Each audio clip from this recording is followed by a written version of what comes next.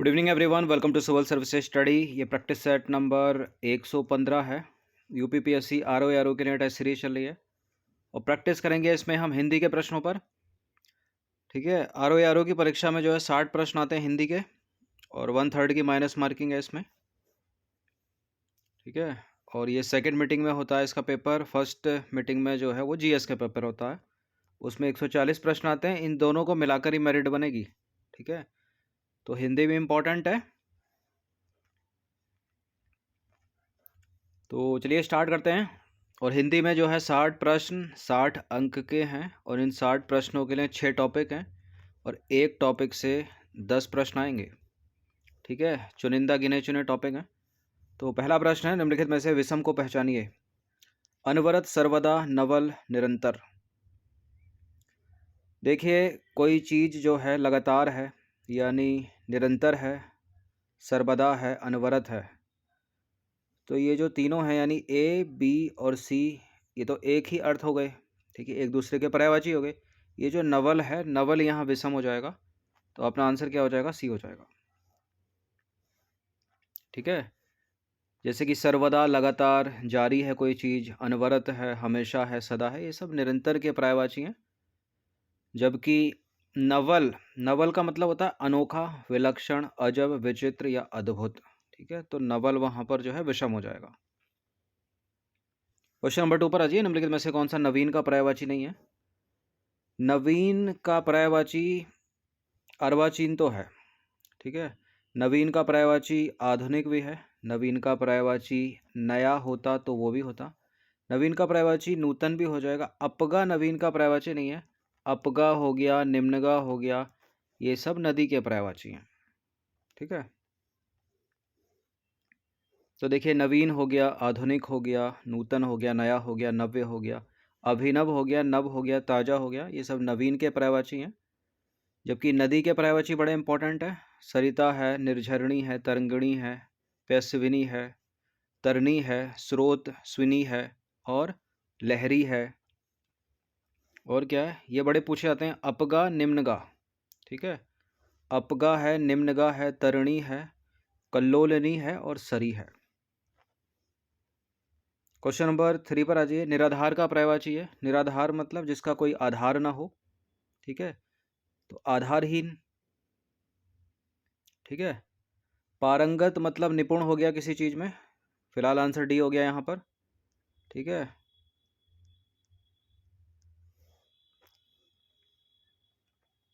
तो देखिए, निराधार मतलब आधारहीन यानी बेबुनियाद, यानी जड़हीन, निर्मूल, आधार रहित। और पारंगत ऑप्शन में था। पारंगत का मतलब होता है एक तरह से प्रवीण, मतलब किसी चीज़ में कुशल, दक्ष, चतुर, होशियार है, निपुण है। ठीक है, दक्ष है और निष्णात। विभूति का मतलब, विभूति का मतलब धन एक तरह से। ठीक है, वित्त, अर्थ, संपदा, दौलत, संपत्ति। और विबुध का मतलब क्या होता है? विबुध का मतलब होता है अमर्त्य, आदित्य, निर्जर, यानी एक तरह से देवता। ठीक है, देव, अमर और सुर। क्वेश्चन नंबर 4 पर आ जाइए। उहापोह, उहापोह का पर्याय है क्या है यहाँ पर? उहापोह का पर्याय लचीला, बेबस, असमंजस या डरपोक। उहापोह का मतलब होता है डर, असमंजस। ठीक है, ऑप्शन नंबर बी है इसका आंसर। देखिए, नंबर इस पर कॉल या व्हाट्सएप करके आप फुल टेस्ट सीरीज प्राप्त कर सकते हैं आरओ की। तो वह पोह का मतलब है एक तरह से असमंजस यानी कश्मकश, धर्म संकट, और ये सब दुविधा के पर्यायवाची हैं यानी आपस में पर्यायवाची हैं। क्वेश्चन नंबर 5 पर आ जाइए। पर्यायवाची की दृष्टि से विषम शब्द की पहचान करनी है। संताप, किंकर, कष्ट, यातना। देखिए, किसी को दुख है, दुख है यानी उसका पर्यायवाची उसको क्या है?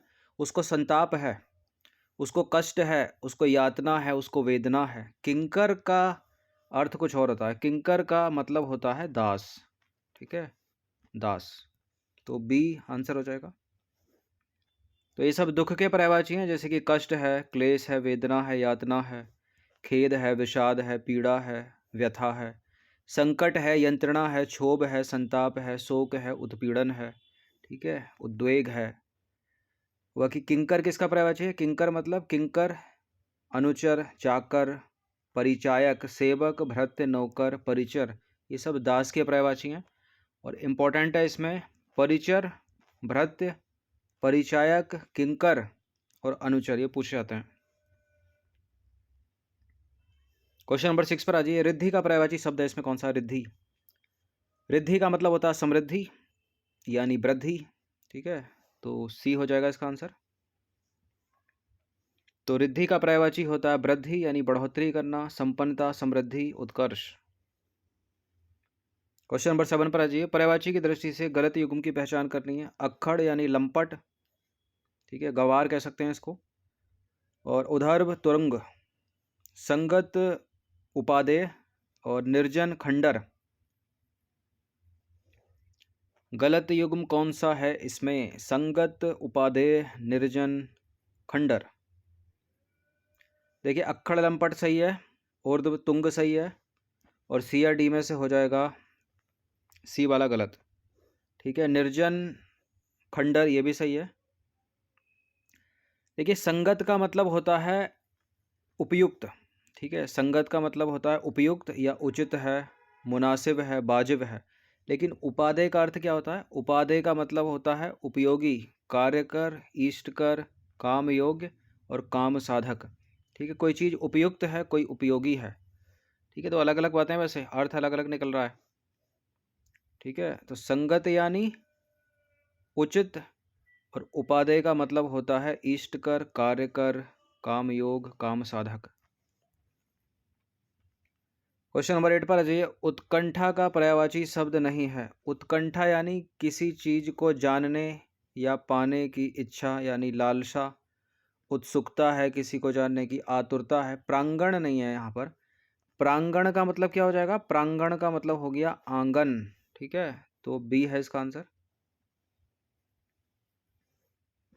तो आतुरता, चाव, उत्सुकता, लालसा, प्रबल इच्छा, ये सब उत्कंठा के पर्यायवाची हैं। जबकि प्रांगण हो गया, अजिर हो गया, अंगना हो गया, ये सब आंगन के पर्यायवाची हैं। क्वेश्चन नंबर 9 पर आ जाइए। निम्नलिखित में से कौन सा सूरज या सूर्य का पर्यायवाची नहीं है? सूरज का भानु है, ठीक है, दिवाकर है, और मित्र या अक्षी में से बताइए कौन सा नहीं है? मित्र भी है, अक्षी नहीं है। अक्षी का मतलब होता है आँख। ठीक है, आँख।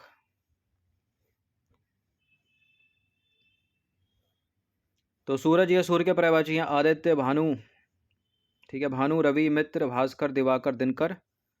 और बाकी लोचन, नयन, नेत्र, चक्षु, द्रग, अक्षी, दख, दीदा, विलोचन, प्रेक्षण, ये जो है वो आँख के पर्यायवाची हैं। और मोस्ट इंपॉर्टेंट है लोचन, चक्षु, द्रग, अक्षी, विलोचन को भी याद रखिए। क्वेश्चन नंबर 10 पर आ जाइए। तमीचर का पर्यायवाची शब्द है तमीचर। तमीचर, तमीचर यानी राक्षस। ठीक है, ऑप्शन नंबर बी। तो राक्षस यानी निशाचर यानी रजनीचर यानी तमीचर यानी दानव, दनुज, असुर और दैत्य। शुद्ध शब्द की पहचान कीजिए। शुद्ध शब्द कौन सा है इसमें? कृशाणु, रजनीचर, जगदीश, गृहिणी। देखिए रजनीचर, रजनी में जो ना के ऊपर बड़ी वाली मात्रा आएगी तो ये गलत है। जगदीश में ये वाला शाह बनेगा बड़ा वाला, ये भी गलत है। गृहिणी, ड़ा के ऊपर बड़ी वाली मात्रा आएगी। कृशाणु, कृशाणु का मतलब होता है अग्नि या आग यानी पावक। कृशाणु सही लिखा है? सही लिखा है, शुद्ध है। तो कृशाणु का अर्थ जो होता है वो अग्नि होता है, तो कृशाणु शुद्ध है। बाकी गृहिणी का शुद्ध रूप गृहिणी ऐसे लिखा जाएगा, जगदीश ऐसे लिखा जाएगा, रजनीचर ऐसे लिखा जाएगा। क्वेश्चन नंबर 12 पर आ जाइए। उद्विग्न का शुद्ध रूप क्या होगा? उद्विग्न, उद्विग्न, उद्विग्न, इनमें से कोई नहीं। ये पहला वाला तो गलत है, गा है जो छोटा ही बनेगा। उद्विग्न मात्रा छोटी वाली ही आएगी, ये गलत है, सी वाला। और बी वाला ये भी गलत है। ये तीनों के तीनों इनकरेक्ट हैं क्योंकि ऑलरेडी शुद्ध है वो ऊपर, तो ऑलरेडी शुद्ध है, तो डी इसका आंसर हो जाएगा, इनमें से कोई नहीं। तो देखिए प्रश्न में जो उद्विग्न है वो शुद्ध रूप ही दिया है उद्विग्न का, इसलिए सही उत्तर विकल्प डी होगा, इनमें से कोई नहीं। तो ऐसे ही पूछा जा सकता है प्रश्न। क्वेश्चन नंबर 13 पर आ जाइए।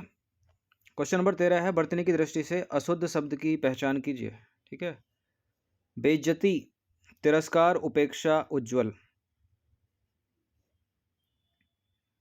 देखिए वर्तनी की दृष्टि से बेइज्जती, बेइज्जती तो शुद्ध लिखा है, उज्ज्वल भी यहाँ पर शुद्ध लिखा है, तिरस्कार भी तो शुद्ध लिखा है, उपेक्षा अशुद्ध है। उपेक्षा ऐसे लिखा जाएगा, ऊ जो है वो छोटा वाला आएगा, यहाँ बड़ा वाला है, ठीक है। तो उपेक्षा का शुद्ध रूप ये वाला होगा। क्वेश्चन नंबर 14 पर आ जाइए। वर्तनी की दृष्टि से अशुद्ध शब्द की पहचान करनी है। उत्कर्ष, पूजनीय, मान्यवर और अभ्युदय। उत्कर्ष सही लिखा है या ये बड़ा वाला हुआ आएगा? ठीक है, सही लिखा है उत्कर्ष। पूजनीय, पूजनीय भी सही लिखा है, मान्यवर भी सही लिखा है। अभ्युदय ये मात्रा छोटे ऊ की आएगी तो इसलिए गलत है, डी। तो अभ्युदय ऐसे लिखा जाएगा, ठीक है, शुद्ध रूप में। क्वेश्चन नंबर 15 पर आ जाइए। वर्तनी की दृष्टि से अशुद्ध शब्द की पहचान करनी है। कोमलांगी, हिरण्यकशिपु, वैश्वानर, अंतरिक्ष। कोमलांगी सही है, कोमलांगिनी सही होना चाहिए, कोमलांगी सही है, ठीक है। अंतरिक्ष शुद्ध है। वैश्वानर शुद्ध है। हिरण्यकशिपु अशुद्ध है। हिरण्यकशिपु उज्ज्वल बहुत पूछते हैं एग्जाम में इसको, ठीक है, गलती इसकी है, ठीक है। ये बड़ा वाला नहीं आएगा, छोटा वाला आएगा। तो हिरण्यकशिपु लिखा जाएगा ऐसे, ठीक है, ना कि ऐसे। क्वेश्चन नंबर 16 पर आ जाइए। अशुद्ध शब्द की पहचान करनी है। विरक्ति, अद्वितीय, तिरस्कार, समृद्धि। विरक्ति, विरक्ति शुद्ध रूप में है, अद्वितीय, अद्वितीय शुद्ध रूप में, तिरस्कार शुद्ध रूप में, समृद्धि गलत है, मात्रा छोटी वाली आएगी, ठीक है। तो समृद्धि लिखा जाएगा ऐसे। क्वेश्चन नंबर 17 पर आ जाइए। निम्न में शुद्ध शब्द है। दर्शन, संतोष, 18, गुलामी। कौन सा शुद्ध है इसमें बताइए? देखिए गुलामी शुद्ध है यहाँ पर, ठीक है। 18 नहीं होता, 18 होता है। संतोष, संतोष, संतोष, संतोष, संतोष में आएगा ये वाला सा। दर्शन में आएगा ये वाला, ठीक है, इसलिए गलत है, तो बी करेक्ट है केवल। तो दर्शन लिखा जाएगा ऐसे, संतोष लिखा जाएगा ऐसे। 18 नहीं, 18 होता है, ठीक है, 18। क्वेश्चन नंबर 18 पर आ जाइए। निम्नलिखित में से कौन सा वाक्य शुद्ध है? ठीक है, कोई एक ही यहाँ पर शुद्ध होगा और 3 जो है वो अशुद्ध हैं। इस पर्वतीय क्षेत्र में सर्वस्व शांति है। इस पर्वतीय क्षेत्र में सर्वत्र शांति है। इस पर्वतीय क्षेत्र में हर कहीं शांति है। इस पर्वतीय क्षेत्र में पुरजोर शांति है। पुरजोर शांति है, अशुद्ध है। हर कहीं शांति है, अशुद्ध है। सर्वस्व शांति है, अशुद्ध है। सर्वत्र शांति बी करेक्ट हो जाएगा, ठीक है। इस पर्वतीय क्षेत्र में सर्वत्र शांति है, option number B. Question number 19 पर आ जाइए। निम्नलिखित में से कौन सा वाक्य जो है वो अशुद्ध है? वह श्याम पर बरस पड़ा, उसकी अक्ल चकरा गई, उस पर घड़ों पानी पड़ गया, युग की मांग का यह बीड़ा कौन चबाता है। वह श्याम पर बरस पड़ा शुद्ध है, ठीक है। वह श्याम पर बरस पड़ा शुद्ध है। उसकी अक्ल चकरा गई, चकरा गई, चक्कर खा गई, चकरा गई शुद्ध है, ठीक है। उस पर घड़ों पानी पड़ गया, इंपॉर्टेंट है। इसको अशुद्ध करने के लिए लिखा रहता है घड़ों पानी गिर गया, तो गिर गया नहीं, गलत है, ठीक है, पड़ गया सही है। युग की मांग का यह बीड़ा कौन चबाता है? देखिए चबाता नहीं होगा, उठाता होगा। ये गुटखा, जर्दा, सुपारी वाला पान वाला बीड़ा नहीं है, ठीक है। युग की मांग का यह बीड़ा कौन उठाता है शुद्ध होगा, ना कि चबाता है, ठीक है। तो युग की मांग का यह बीड़ा कौन उठाता है, ना कि चबाता है। क्वेश्चन नंबर 20 पर आ जाइए। निम्नलिखित में से कौन सा वाक्य पूर्ण रूपेण शुद्ध है? सज्जन किसी का अहित नहीं चाहते, गुफा में बड़ा अंधेरा है, भेड़ और बकरियां चर रही हैं, और महादेवी वर्मा बड़ी विद्वान हैं। पूर्ण रूपेण शुद्ध है, यानी एक ही शुद्ध होगा। गुफा में बड़ा अंधेरा है, बड़ा अंधेरा है या घना अंधेरा है? गलत है, बी। भेड़ और बकरियां चर रही हैं, ठीक है, चर रही हैं नहीं, चर रहे हैं, ठीक है। महादेवी वर्मा बड़ी विद्वान है, विद्वान है, विदुषी हैं। और सज्जन किसी का अहित नहीं चाहते, ये सही है। अगर यहाँ अशुद्ध करना हो इसको तो व्यक्ति लगा दो, ठीक है। सज्जन व्यक्ति किसी का अहित नहीं चाहते, वो गलत था। सज्जन किसी का अहित नहीं चाहते तो शुद्ध है यहाँ पर ये, ठीक है। बाकी अन्य वाक्यों के जो शुद्ध रूप होंगे वो कुछ इस प्रकार होंगे, जैसे गुफा में घना नहीं, गुफा में बड़ा नहीं बल्कि घना अंधेरा है। भेड़ और बकरियां चर रहे हैं, ना कि रही हैं। महादेवी वर्मा बड़ी विदुषी हैं, ना कि विद्वान। क्लियर? तो 20 प्रश्न थे हिंदी के, इनकी प्रैक्टिस कर लीजिएगा। और RO की फुल टेस्ट सीरीज से आप जुड़ सकते हो। उसके लिए ये व्हाट्सअप पेड ग्रुप का नंबर है, इस पर कॉल या व्हाट्सअप करके आप। बाकी सब्सक्राइब रखिएगा सिविल सर्विसेज स्टडी चैनल को, हर दिन प्रैक्टिस करते रहिए। साथ ही साथ UP PCS की भी टेस्ट सीरीज चल रही है, उसका भी लाभ उठाते रहिए। धन्यवाद।